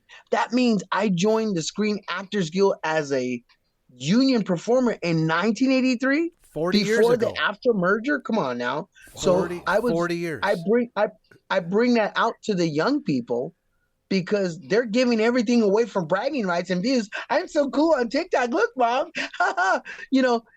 Those views are not paying your bills. I mean, you might get something from a sponsor, but I said, instead of giving it away, why don't you open up your own business or whatever, or put on a local show or do something instead of giving it away? And so that's being an educator, helping the young people not fall into the trap that maybe some people have fell into. And for me, I have to say this to somebody who's still alive. You ready? Tony Basil. Oh, Mickey, you're so fun. She was one of the lockers on Soul Train. Oh yeah, with she was. Tony Basil became a very well-known choreographer, and I was kind of like her understudy when I was dancing with Shabadoo in the lockers. And she used to pull us aside and says, "You know what? If you give it away for free, that's all you'll get." She goes, make them buy your talent. Have some dignity. She goes, don't just give yourself away. And I was like, you know what? She had and there was no Facebook, there was no YouTube, but I learned to maybe try to get a contract or have somebody speak for me before I joined the union. And so that kind of knowledge, that's what I share with the young people at these events or whatever, you know, to have them kind of take an empowerment back for their career. Well, that's where your work ethic comes from, because now it's too easy. TikTok's too easy. You don't have to do anything. Just put the camera in there. You don't have to work for it. Just put it out there. There's no effort. There's no energy, to get into that, to get to where you want it to go. Now you just point the camera at yourself. Well, it's interesting that you said that, because now the camera and social media is your agent. Right. Because if you're not known, how's anybody going to find you? These kids know how to hashtag a video and say, look, they'll give the few seconds of what I do, blah, blah, blah, blah, and they'll hashtag it and say, if you want to book me, call me. Yep. No, like their own sizzle reel. They do that. Yeah, you're right. Yeah, that's funny, because I saw, when you talk about Tony Basil, I saw she did an interview with Shabadoo and Penguin and a couple other guys. Oh, wow. Yeah, and it was a really interesting thing where she talked about, using their talent, right, and then making something of it and building on that. And that was when you guys were still, I would say, pretty popular. It was like right before the movies and everything. But you had this awesome talent, and she was talking about how to turn this into money. Yeah. So that how to monetize it. Yeah. It was just a really impressive thing. So yeah, I really dug you know what? All this knowledge still goes back in harmony with the importance of the Olympics.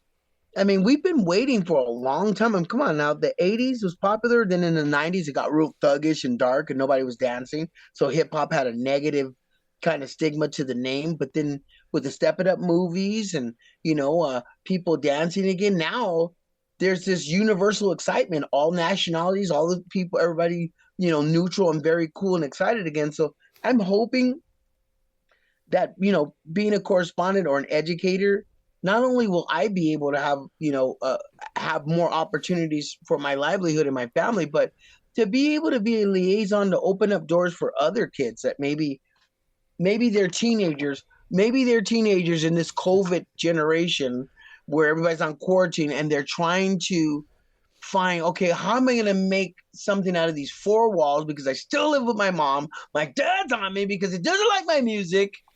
I'm like, why are you going to be so rude, Dad? The thing is, that generation gap is really huge. I mean, parents are grinding and working overtime to provide for the kids. They're on their devices and they're trying to find out who they are. But we were those kids. While mom and dad were doing their thing, we were in our room. Little Boogaloo Shrimp was on a street corner or in his room, like my book, doing what he had. I put on my mixtape, I could have had mixes from K-Rock, or sometimes if you were on a radio station, an AM or FM, you're like, whoa, put the cassette on. You can get a nice little mix from whatever the disc jockey played. Oh man, we did that so much. Oh, we had a guy we had a guy jamming Julian Perez. Yep. Oh my God! I still jamming, jumping, jumping Julian, jumping Julian Perez. I will tell you right. Yeah. Oh man, it was great. All right, Michael, thank you so much for being on. Man, we appreciate it. Yeah. Man. Yeah. And we listen.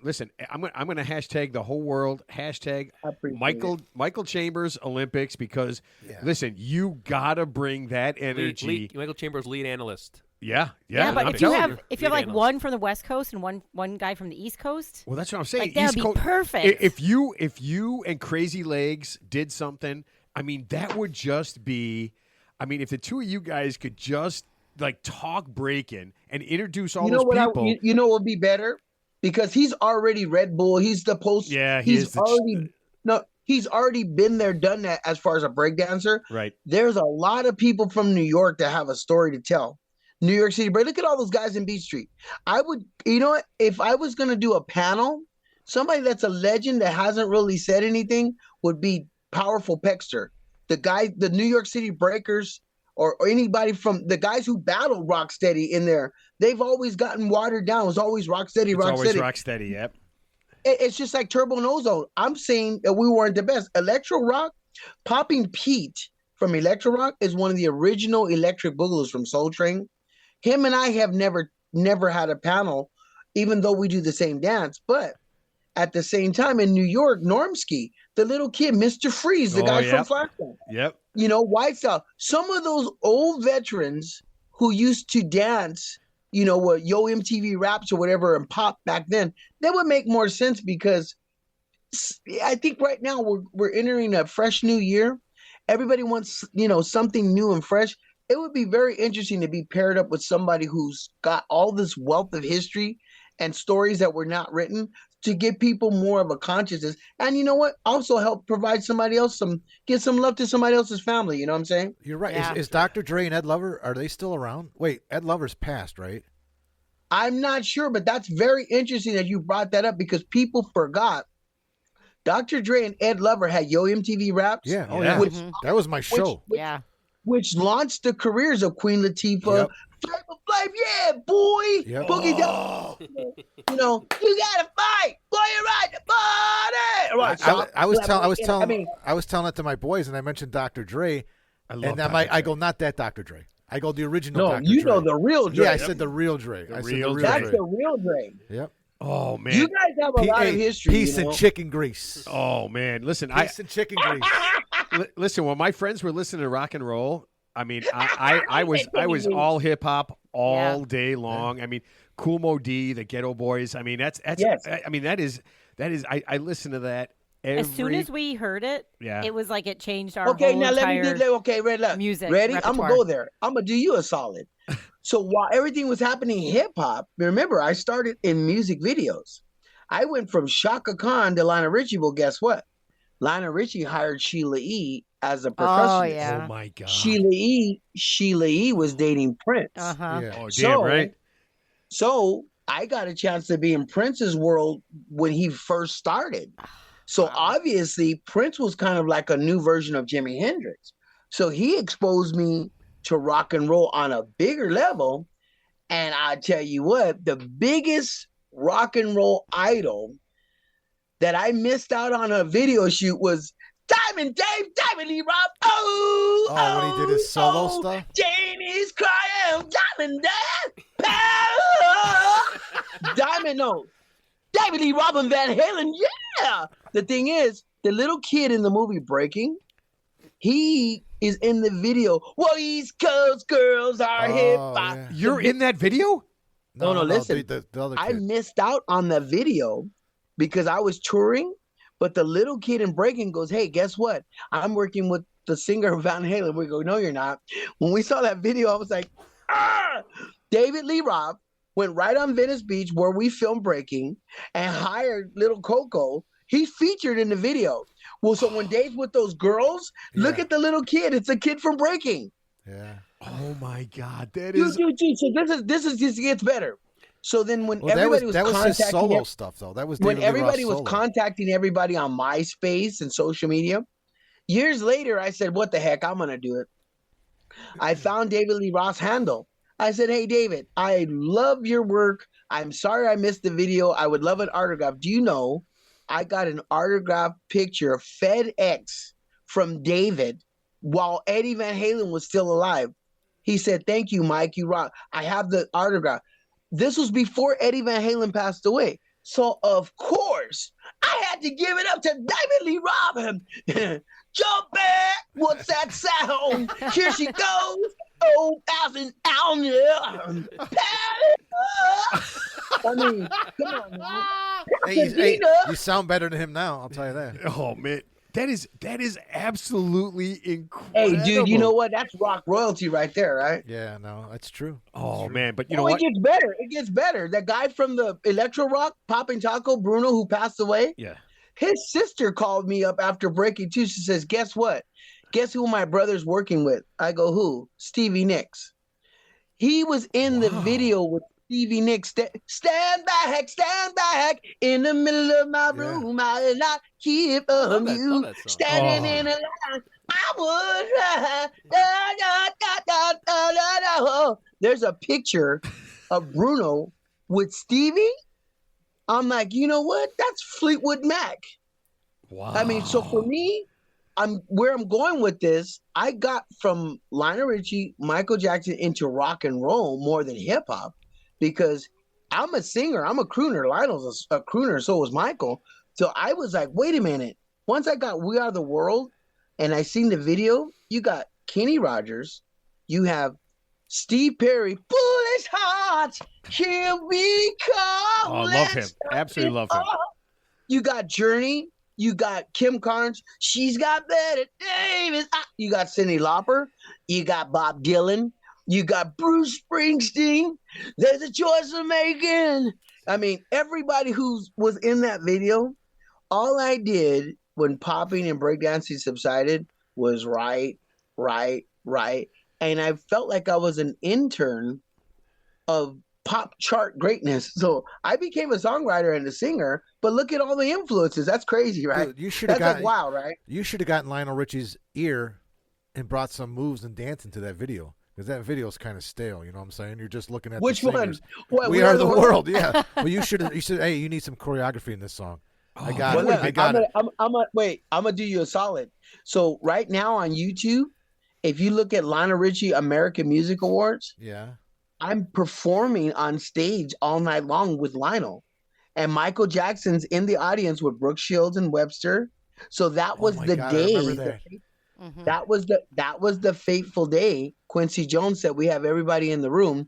Let's go to the recording studio. Leave your egos at the door." So once again, I'm like Forrest Gump. I performed with Lionel right after the American Music Awards at the Shrine Auditorium. Quincy Jones and Mike.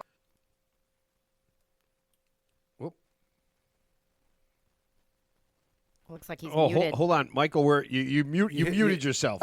Oh, there you go. So what happened? Can you hear me? Yep. Okay. So what happened was, I was kind of like backstage while all those artists and We Are the World was being created, which for me, that even made it even more something.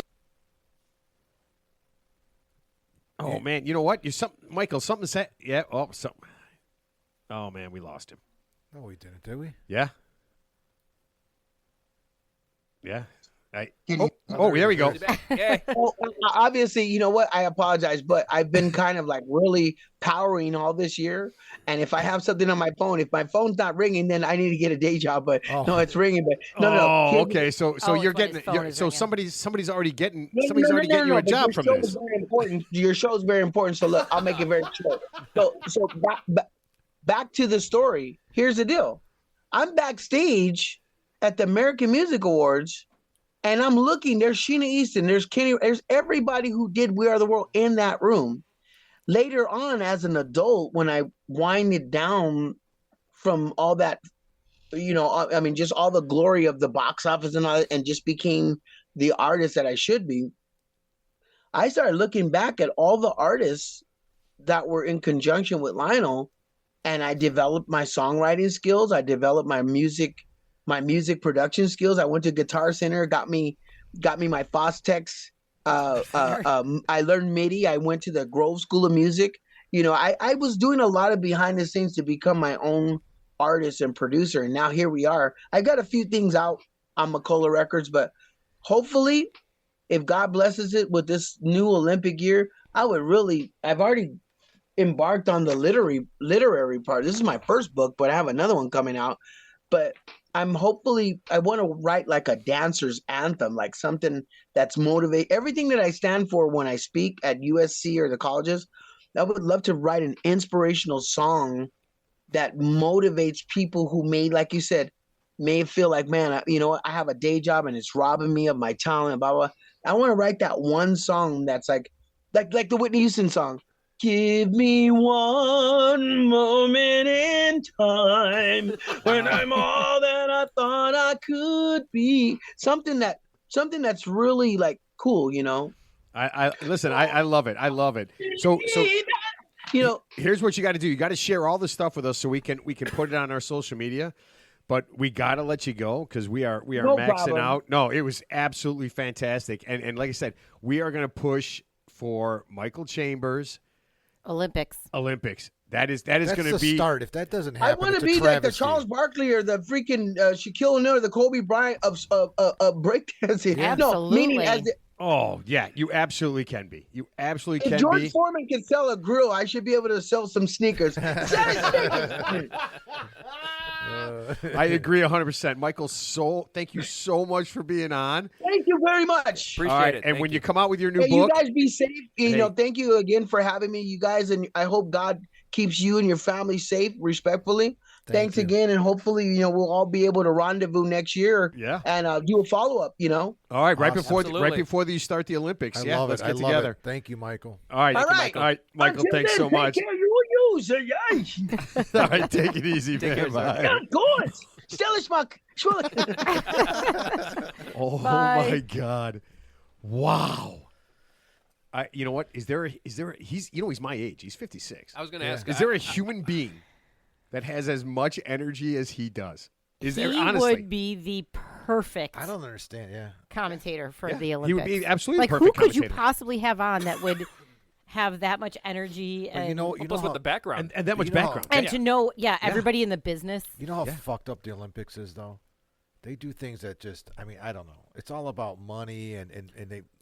Well, gymnastics, like Bart Connor, he announces the gymnastics. He was on the Olympic gymnastics. So all the people who announce that certain discipline, they were former Olympic athletes. Right. Bart That's Connor what- is a fart. Yeah, but I'm saying In the wind. And who's Fart and who- was Connor. it? Who was it? Was it Mary Lou Retton or someone else was announcing? Maybe yeah, not she, her. But yeah, there she was doing it. Yeah. Come Yeah, on, but I'm there saying- is no way anybody's going to bring the No, stories he has to be. and he the has to be, yeah. energy that he brings. I mean, he is the perfect guy because honestly, you have to think about it. Nobody watches the Olympics. I mean, it's. Right, I'm an Olympic junkie. I love the Are Olympics. you I really? watch, Yeah. I watch My- certain my things. house. I watch I only I watch love it weird, all. I only watch Yeah, weird my shit. house ping, is ping too. pong and weightlifting. Yeah, ping pong and weightlifting. That's I love it all. yeah. But I mean, he would make something that honestly is cool, but kind of was popular. He's right. I mean, it just kind of when he said he took up writing and songwriting and all that stuff, and because breakdancing kind of disappeared, he's the guy. Well, that and could his bring it back. ability to just kind of, as he said, like as a street dancer, ad lib. You Yeah. can kind of ad lib and figure out what the crowd needs from you. like his first movie. that would said he be- ad libbed it, didn't he? Say like Yeah, his first Yeah. there movie. was a lot of that but stuff. like he that, did. that's exactly what you need as a commentator, just Yeah. to be able to, You know, gotta be go with the quick-witted. You flow. gotta go. Yeah, Mhm. yeah. Yeah, He's got that like Robin Williams in him. Yeah, Yeah. if your listeners Right? could have seen, like, this would have been the one. This would have been the one that to had have. beautiful. Yeah, there's no doubt about it. Yeah. yeah. Yeah, 'cause- it him was getting all great. of his like different stuff and Yeah. memorabilia Oh, that and was great. showing us. and every That time, was listen, I want to tell you this. Every time he mentioned Lionel Richie, he held up the Lionel Richie album. Every time he mentioned Michael Jackson, he held up the Michael Jackson And the doll. Boogaloo, and then he mentioned Yeah. he built up the Urkel. book. Urkel, yeah. Yeah. Oh, I'm gonna yeah. have to YouTube that. I didn't realize that was. Oh yeah, him. so he was in Robot like the Urkel. Dom DeLuise show, and Yeah. he's like a bunch of different Yeah, things. sure. But yeah, it's that crazy energy, right? I Yeah. mean, it's just Yeah. that's the kind of cool thing about breakdancing. And there's two things about it in the Olympics I'm going to watch for. Actually, the dancing because it's good, but it's got to be the music, right? They have to bring back that music. There has to be I think they're gonna Grandmaster have- Flash yeah, and the I- Furious well, I think Five. There Yeah. has to be that stuff. But each group, the way it's broken down, they bring their own music, right? Yeah. Yeah, they Yeah. perform. They perform to their own whatever. Yeah, well, they there's some want. new. There's a lot of new stuff out there now. Like if you watch Yeah. like AGT and Britain's Got Talent, like these top dance crews, and he mentioned the Jabberwockies. That's the one I couldn't think of. I think they're actually out of California. I think they actually won AGT. Yeah, they got their own little mixes. I mean, it's like a modern day version, so I don't think they're going to bring back literal music from Aw. the '80s. But they got some pretty No, cutting edge stuff. somebody will, right? No, If but somebody actually, does, that'll they, be it. They did do a retro song with like "Take Me Back to Funky Town," the disco song, but they I put love a spin Funky on it Town. where they pop locked and did all the breakdancing to that. So it was pretty cool. Yeah, I mean, honestly, I don't know if I would watch if Michael was announcing. I would absolutely watch just to see what he says. 'Cause Yeah. honestly, Oh, yeah. That's the energy. Because it's funny. I've listened to a couple of interviews with him, and he was so low key. I mean, this was a complete and total This was a different surprise. person. Yes, yeah. I'm not lying to you. He was honestly a completely different interview than I've Well, heard if him on he might have everything been he's on, ever done. on something that had like parameters and guidelines that said you can only act like And this. we have or- no I mean, parameters? you're the three idiots. They were cool. Yeah, we have no parameters and no He could actually be guidelines himself. whatsoever. No, it was kind of funny. One of the Big Lebowski guy. When I asked him, the guy who wrote the book, I'm a Lebowski, and I said, hey, you want to be on? He did a lot of things that everybody else does. He goes, well, I'm an idiot. sign me up. Yeah, sign me I up. was like, Everybody wants to be the fourth idiot. yeah, they're all just claiming. I'm not Mr. Lebowski. I'm the dude. Yeah, You're Mr. Lebowski. It's so funny because we got next week. And this is going to be a good one, or 2 weeks. Catherine Caldwell Harris, and she is an expert in What the fuck does she do? Yeah, she's a fucking expert in fucking swearing. Wow. She is basically the American expert Has she met my mother? in swearing. Because that woman. Maybe she needs to be a guest on the show. Here, a real quick story. So when I went to the Air Force back another lifetime ago, we get off the bus and there's people they're crying. The drill instructor he's yelling and he's saying the F word and he's saying this word. I was thinking to myself, that's it. That's all you got? Feels like home. Let me introduce you to the world heavyweight champion who can put those words together with other words you've even heard of. Yeah, why don't you scare me? Why don't you scare me with real words and real threats? My level of boredom at boot camp was so I was like, am I going to get yelled at the proper way? It never happened. Did she do like a mix of like American and Greek swearing? And no, it was all straight American. All straight American. There was no ambiguity whatsoever. See, and that's funny because that's one of the things when I talked to Catherine, and she's like, "What are we going to talk about?" And I'm just like, "Well, first of all, I want to know a little bit about the history of swearing." Yeah. Right. And I want to talk a little bit about swearing in other countries because there's some words that they use in other countries that we like. It's taboo here. It's just like a regular word. Yeah, it's like a regular word. Yeah, just regular words that they use so it's all every cultural. single day. It's all cultural. Yeah. So it's such a funky thing. All right. Wow, dude, I need a nap after that because I'm exhausted. Dude, that was pretty high. That was pretty high energy. That was high energy. So It was entertaining to say the least sitting here, and I almost forgot I was on the show. I was watching it. Yeah. I'm like, oh, wait a minute. I'm part You're of part this. of Yeah. I mean, honestly, wow, I've been waiting for this for so long, and I was so excited that he was actually going to be on because this was such a big part of my childhood, right? And the things a lot of people's childhood. I do, right? Yeah. So it was a big deal. But all right, so we got to wrap this thing up. Jackie, you didn't get to talk a lot. Oh, I didn't. Yeah, you did. None of us did. No. But I'm going to let you go first. Last thoughts. I mean, just to see him and like listen to him and relive us like going to the Portage Park Theater and like watching the movie and like dancing in the aisles of the movie. It's just I don't know. I'm fulfilled.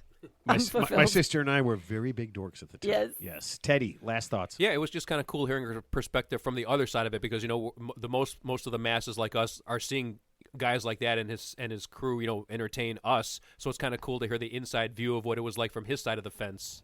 So that was pretty interesting. Yeah. So Marquise, I think it's a travesty if Michael Chambers does not have something to do on the broadcast for the breakdancing part of the Olympics. I agree. Honest to God, I mean, it's ridiculous. It would not surprise me, and I think I would be shocked if they could figure out a way to make it happen because it makes so much sense for him to be on it, right? Sometimes things that make sense never come to fruition. Yeah. It's not that far away now, so when the is powers the, that when are be, the they're in Olympics? 2024. This summer. Like the summer. In France? So, yeah. Okay. So you would think They that might would have be. already, yeah, I mean, but you're right. They might already have somebody in mind. Yeah. Who did it for the Pan American Games? it was for the you know what? It was kids. I know it was like the Junior Olympics. Oh. Yeah, so I don't know who watches the Junior Olympics. I have no idea. But there's no way that anybody could bring. He needs to tap into some of his connections. Lionel Richie. Do you think he knows Lionel Richie? Have they met? I don't know what type of relationship they have, or if they've kept in Extremely touch. tight, yeah. I mean, that guy knows everybody from Quincy Jones on. I mean, those people have those industry. I mean, people in the industry like that, the bigwigs in the industry. Yeah. They know people, and they know. You know what I mean? It's just they're connected. Oh yeah. Like I mean, Lionel Richie, Quincy Jones are connected. They're connected Hollywood, you know. Oh yeah. Yeah, They well, know- they're older royalty. They're like Hollywood. I mean, Yeah. they're They could put in a entertainment, word. Lionel entertainment Richie, royalty. Yeah. they could put in a word for him. It's The least they could do. You know how much money they made off of him?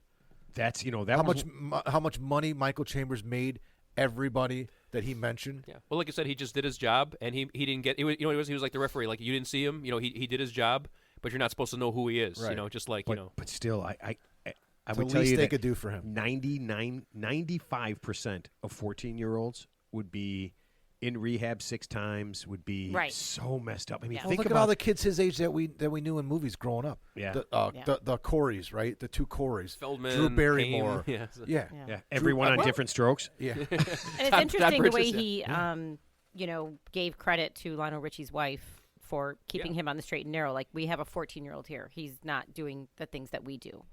That is pretty cool because you think about it. There's probably not a lot of people who would care enough to do that, right? Exactly. Well, Right. she was all It'd about be more the like money. that She was kid's all about the annoying. money. She was protecting her money. Well, He did mention that. Yeah, when he's right. I mean, Yeah. hell yeah. But I mean, they probably mentioned to him. They probably mentioned to him him getting several in trouble times. cost him money. Right. But I mean, how many people do you think they let go and just kind of pushed off and everything? And he turned that. I mean, 14, and he's a professional. Yeah. Ted's 14, Yeah. and he's a professional. Yeah. Well, like I said, Ted's 14 drinks. Oh, Yeah, well, like I said, I mean, he's a pioneer because, like I said, I mean, he's doing something at the time where nobody's seen that before, and you're always going to have haters, right? When someone sees something for the first time, I mean, like you said, you're living in a genre where there's like, like not American band, like just whatever traditional dancing, Robert Redford, and here comes something that's completely. Oh yeah, that was off funny. The chart. That Robert Redford was Yes. pissed off. Yeah. Well, what I was going to say in the show, the more haters you have, that means you're doing something right. It's so not. bravo. It's not Michael fair that Chambers. he was a pioneer at the age of 14, and they were taking all that. They were watching him, and they go, "Oh, like Michael Jackson's like, oh, I like that look, I like that dance move, Yeah. I like what you did here." They're not giving them. They're not saying anything. They're just doing it, right? But all art It's is all like stealing, that. I right? know. It's all, yeah. I know, but sometimes like right now is just like to pay it back. Yeah, well, hopefully he's getting the compensation Lionel Richie, he deserves. Get in contact with the powers that be, and put in word for Make it Mr. happen. Michael Well, Chambers. let's have Lionel Richie on the show and see what he has to say. Okay, here we go. This is my last thought. Lionel Richie, when I get in touch with you, I need you to get back to me, and we can talk. We'll talk a little Michael Chambers, okay, and a little Olympics, and then maybe we'll talk a little bit about dancing on the ceiling, the Commodores, about and your all career. that kind of stuff. Lionel yeah. Richie is a closet listener to our show. That you know what? Oh man, that We would just be, outed Lionel Richie, Matt. as a Michael listener. Chambers might have just No, had as him a Three Idiots get on. listener, you should have done that. I can tell you this: with all the people that I approach, I'm getting a lot more. You guys are hilarious. This is funny and everything, and a lot less. You guys scare me, and I need to alert my local police, the police force, to make sure that you don't come anywhere close to us. So. All right, listen, we love everybody. Man, I don't even know what to say, man. I'm just just so much energy. Next week, no guest, and then the week after, we will be swearing for a purpose. And can we swear for charity? Wait, is that show 100? Yeah, that would be. Yeah, this is 98, right? Yeah, Next year. that's actually going to be our fucking 100th show. Make sure you have the swear jar out. The swear jar. I will have the goddamn asshole shitbag swear jar out there. So, all right, man, we love you guys. Keep listening, keep posting. Send us some more Ted's tips. Maybe not about bowling, and we will see everybody next week.